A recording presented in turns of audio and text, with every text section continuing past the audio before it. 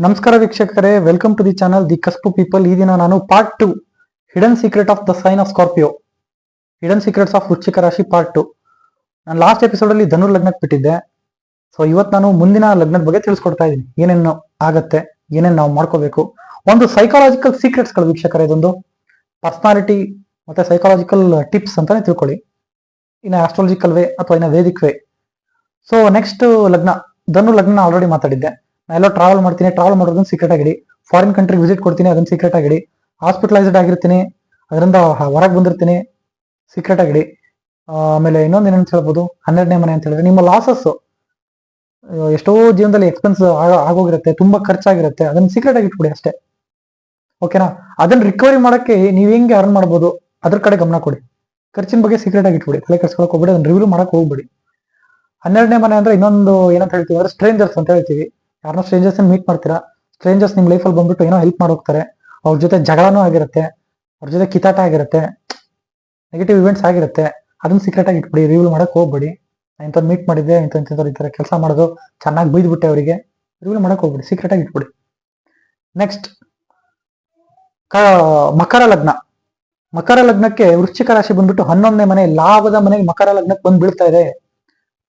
Business ಮಾಡ್ತಾ ಇರ್ತೀರಾ, ಎಷ್ಟು ಲಾಭ ಗಳಿಸಿದ್ರಿ, ರಿವ್ಯೂ ಮಾಡ್ಬೇಡಿ, ಸೀಕ್ರೆಟ್ ಆಗಿ ಇಟ್ಬಿಡಿ. ನೆಕ್ಸ್ಟ್ 11ನೇ ಮನೆ ಫ್ರೆಂಡ್ ಸರ್ಕಲ್, ಸೀಕ್ರೆಟ್ ಆಗಿ ಇಟ್ಬಿಡಿ. ಈ ವ್ಯಕ್ತಿಗೆ ಆ ರಾಜಕಾರಣಿ ಗೊತ್ತಾ, ಈ ವ್ಯಕ್ತಿಗೆ ದೊಡ್ಡ ಬಿಸ್ನೆಸ್ ಮ್ಯಾನ್ ಅವ್ನು ಗೊತ್ತಾ, ನಿನಗೆ ಪರಿಚಯ ಇದಾರೇನಪ್ಪ ಅವರು, ಸೀಕ್ರೆಟ್ ಆಗಿ ಇಟ್ಬಿಡಿ ಅಷ್ಟೇ.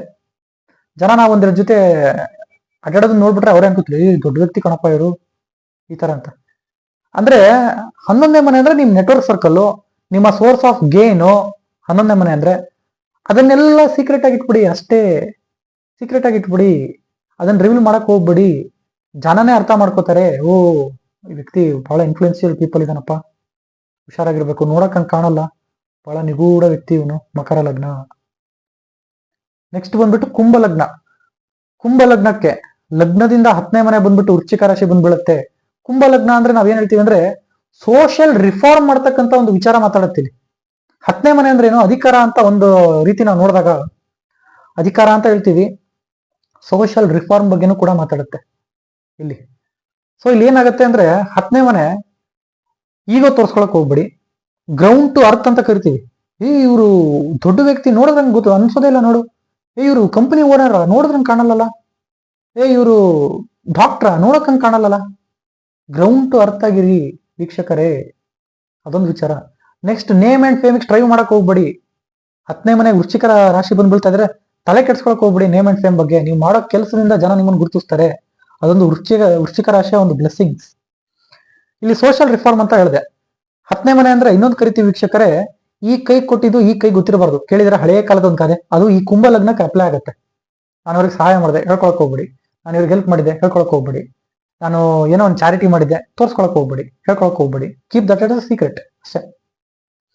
ನೆಕ್ಸ್ಟ್ ಇನ್ನೊಂದು ವಿಚಾರ ಏನು ಅಂದ್ರೆ ಬಡತನ. ಫಾರ್ ಎಕ್ಸಾಂಪಲ್ ಇನ್ನೊಂದು ಹೇಳ್ಬೇಕು ಅಂದ್ರೆ ಬಡತನ, ಅದಕ್ಕೆ ಕಾರಣ ಏನು, ಅದನ್ನ ಮೂಲದಿಂದನೇ ಪ್ರಿವೆಂಟ್ ಮಾಡೋದು ಹೇಗೆ, ಎಜುಕೇಶನ್ ಇಂದ, ಗುಡ್ ಎಜುಕೇಶನ್ ಇಂದ, ಒಂದು ಗುಡ್ ಸ್ಕಿಲ್ ಕೊಡೋದ್ರಿಂದ. ಓಕೆನಾ? ಅದರ ಬಗ್ಗೆ ರಿಸರ್ಚ್ ಮಾಡಿ ಏನೋ ಒಂದು ಕೆಲಸ ಮಾಡ್ತಕ್ಕಂಥದ್ದು. ಸೊ ಮೂಲದಿಂದನೇ ಇಂಪ್ರೂವ್ಮೆಂಟ್ ಮಾಡ್ತಕ್ಕಂಥದ್ದು ಈ ಕುಂಭ ಲಗ್ನಕ್ಕೆ ವೃಶ್ಚಿಕ ರಾಶಿ 10ನೇ ಮನೆ ಇಲ್ಲಿ ಈ ತರ ಒಂದು ವಿಚಾರದ ಬಗ್ಗೆ ಮಾತಾಡುತ್ತದೆ. ನೆಕ್ಸ್ಟ್ ಕೊನೆಯ ಲಗ್ನ ಬಂದ್ಬಿಟ್ಟು ಮೀನ ಲಗ್ನ. ಮೀನ ಲಗ್ನಕ್ಕೆ ವೃಶ್ಚಿಕ ರಾಶಿ ಬಂದ್ಬಿಟ್ಟು 9ನೇ ಮನೆ. 9ನೇ ಮನೆ ಜ್ಞಾನದ ಮನೆ, ಧರ್ಮದ ಮನೆ. 9ನೇ ಮನೆ ಹೈಯರ್ ವಿಸ್ಡಮ್ ಮನೆ. ನಿಮ್ಮ ಬುದ್ಧಿವಂತಿಕೆ, ನಿಮ್ಮ ಜ್ಞಾನನ ತೋರಿಸ್ಕೊಳಕ್ ಹೋಗ್ಬೇಡಿ. ಕ್ಷಣ ಬಂದಾಗ, ಆ ಸಮಯ ಬಂದಾಗ ನೀವು ರಿವೀಲ್ ಮಾಡಿದಾಗ, ಜ್ಞಾನಿಗಳಪ್ಪ, ಅವ್ರಿಗೇನೋ ಬಹಳ ವಿಚಾರಗಳು ಗೊತ್ತಿದೆ, ವಿಚಾರಧಾರೆಗಳು ಗೊತ್ತಿದೆ. ಈ ಕಂಫು ಪಾಂಡದಲ್ಲಿ ಒಂದು ಟರ್ಟೈಸ್ ಇರುತ್ತೆ ನೋಡಿ, ಒಂದು ಆಮೆ, ಎಲ್ಲರಿಗಿಂತ ಪವರ್ಫುಲ್, ಅದಕ್ಕೆ ಎಲ್ಲಾ ತರದ ಜ್ಞಾನ ಗೊತ್ತಿರುತ್ತೆ. ಆ ಆಮೆನ ಇಮ್ಯಾಜಿನ್ ಮಾಡ್ಕೊಳ್ಳಿ. ಸೇಮ್ ಇಲ್ಲೂ ಕೂಡ ವೃಶ್ಚಿಕ ರಾಶಿ ಅದೇ ತರ ಆಕ್ಟ್ ಆಗುತ್ತೆ. ಎಲ್ಲಾ ರೀತಿ ಜ್ಞಾನ ಗೊತ್ತು, ತೋರ್ಸ್ಕೊಳಕ್ ಹೋಗಲ್ಲ, ಅದಕ್ಕೆ ಕಾಮ್ ಮಾಂಕ್ ಈ ತರ. ನೆಕ್ಸ್ಟ್ ಇನ್ನು 9ನೇ ಮನೆ ಅಂದ್ರೆ ಅದು ಒಂಥರ ಟ್ರಾವೆಲ್, ಸೀಕ್ರೆಟ್ ಆಗಿದೆ. ರಿಲಿಜಿಯಸ್ ಪ್ಲೇಸಸ್ಗೆ ಟ್ರಾವೆಲ್ ಮಾಡ್ತೀರಾ, ಎಂತ ಟ್ರಾವೆಲ್ ಮಾಡಿದ್ದೆ, ಈ ತರ ಆಯ್ತು, ಕೀಪ್ ಇಟ್ ಅ ಸೀಕ್ರೆಟ್ ಅಷ್ಟೇ. ನೆಕ್ಸ್ಟ್ 9ನೇ ಮನೆ ನೀವು ಕಲಿತಕ್ಕಂಥ ವಿದ್ಯೆ, ಅಪ್ ಟು ಅದು ಸಂಪೂರ್ಣವಾಗಿ ಕಲಿಯೋ ತನಕ ಅದನ್ನೆಲ್ಲೂ ಹೇಳ್ಕೊಳಕ್ ಹೋಗ್ಬೇಡಿ. ನೀವು ಪರ್ಫೆಕ್ಟ್ ಆಗಿದ್ದೀರಾ, ನಾನು ಪರ್ಫೆಕ್ಟ್ ಆಗಿ ಆ ವಿದ್ಯೆ ಕಲ್ತಿದ್ದೀರಿ, ಪರ್ಫೆಕ್ಟ್ ಆಗಿ ನನಗೆ ಅದ್ರ ಬಗ್ಗೆ ನಾಲೆಜ್ ಇದೆ, ನನಗೆ ಪರ್ಫೆಕ್ಟ್ ಆಗಿ ಭಗವದ್ಗೀತಾ ಗೊತ್ತು, ನನಗೆ ಪರ್ಫೆಕ್ಟ್ ಆಗಿ ಭಾಗವತ್ ಪುರಾಣ ಗೊತ್ತು, ನನಗೆ ಪರ್ಫೆಕ್ಟ್ ಆಗಿ ಒಂದು ಮಂತ್ರ ಹೇಳಕ್ ಬರುತ್ತೆ, ಅವಾಗಷ್ಟೇ ಅದನ್ನ ತೋರಿಸ್ಕೊಳ್ಳಿ. ಒಂದು ವಿದ್ಯೆ ಸಂಪೂರ್ಣವಾಗಿಲ್ಲ ಅಂದ್ರೆ ಅದನ್ನ ರಿವೀಲ್ ಮಾಡಕ್ ಹೋಗ್ಬೇಡಿ. ಇದೆಲ್ಲಾ ಮನೆಗೂ ಅಪ್ಲೈ ಆಗುತ್ತೆ. ಯಾವ್ಯಾವ ಮನೇಲಿ ವೃಶ್ಚಿಕ ರಾಶಿ ಬಂದ್ ಬೀಳ್ತಾ ಇದೆಯಲ್ಲ, ಆ ಒಂದು ಮನೆಯ ವಿಚಾರಕ್ಕೆ ಇದು ಅಪ್ಲೈ ಆಗುತ್ತೆ. ವೃಶ್ಚಿಕ ರಾಶಿ ಹೇಳ್ತಕ್ಕಂಥದ್ದಿಷ್ಟೇ, ಮ್ಯಾನುಫ್ಯಾಕ್ಚರಿಂಗು ಪರ್ಫೆಕ್ಷನ್ ಔಟ್ಪುಟ್. ಅದು ಔಟ್ಪುಟ್ ಬರೋ ತನಕ, ಅದು ಪರ್ಫೆಕ್ಷನ್ ಆಗೋ ತನಕ ಒಂದು ತಪಸ್ಸು, ಒಂದು ಪೆನಾನ್ಸ್ ಅಂತ ಕರಿತೀವಿ, ತಪಸ್ಸಿನ ಬಗ್ಗೆ ಹೇಳುತ್ತೆ ವೃಶ್ಚಿಕ ರಾಶಿ.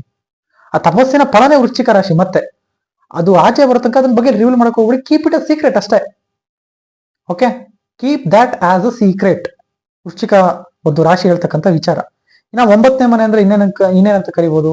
ನಿಮ್ಮ ಫಾದರ್, ನಿಮ್ಮ ಎಲ್ಡರ್ಲಿ ಫಿಗರ್ಸ್ ಆಗಿರ್ಬೋದು, ಫಾದರ್ ಆಗಿರ್ಬೋದು, ಫಾದರ್ಲಿ ಫಿಗರ್ಸ್ ಬಗ್ಗೆ ಮಾತಾಡುತ್ತೆ. ಓಕೆನಾ? ಆ ಒಂದು ವಿಚಾರನ ಸೀಕ್ರೆಟ್ ಆಗಿ ಇಟ್ಬಿಡಿ. ಅಯ್ಯೋ ಸ್ವಲ್ಪ ಈ ಮೀನ ಲಗ್ನದವರು, ನಾನು ಅಬ್ಸರ್ವ್ ಮಾಡ್ದಂಗೆ ಸ್ವಲ್ಪ ನಮ್ಮ ತಂದೆ ಹಿಂಗ್ ಮಾಡಿದ್ರು, ನಮ್ಮ ತಂದೆ ಹಂಗಿದ್ರು, ಅದನ್ನೇನು ಹೇಳೋ ಅವಶ್ಯಕತೆ ಇಲ್ಲ. ಒಳ್ಳೆ ಜನನೇ ಅನ್ಕೋತಾರೆ, ಓ ಒಳ್ಳೆ ಕುಟುಂಬದಿಂದ ಬಂದಿದ್ದಾರೆ, ಇವ್ರ ತಂದೆ ತಾಯಿ ಒಳ್ಳೆ ಸಂಸ್ಕಾರ ಹಾಕಿದ್ದಾರೆ. ಸಂಸ್ಕಾರದ ಒಂದು ವಿಚಾರ, ನಾವು ಮಾಡ್ತಕ್ಕಂಥ ಕರ್ಮದಲ್ಲಿ ಜನನೇ ತಿಳ್ಕೊತಾರೆ, ಒಳ್ಳೆ ಸಂಸ್ಕಾರವಂತರಪ್ಪ ಇವರು, ಒಳ್ಳೆ ಗುಣವಂತರಪ್ಪ ಇವರು, ಈ ತರ. ಸೊ ಇಷ್ಟನ್ನ ಹೇಳ್ತಾ ನಮ್ಮ ಚಾನಲ್ನ ಸಬ್ಸ್ಕ್ರೈಬ್ ಮಾಡಿ ಹಾಗೂ ಬೆಲ್ ಐಕನ್ನ ಪ್ರೆಸ್ ಮಾಡಿ. ದಯಮಾಡಿ ಕಮೆಂಟ್ ಮಾಡಿ, ಏನೇ ಡೌಟ್ ಇದ್ರು ಕಮೆಂಟ್ ಮಾಡೋದನ್ನ ಮರಿಬೇಡಿ ವೀಕ್ಷಕರೇ ಅಂತ ಹೇಳ್ತಾ ನಮಸ್ಕಾರ.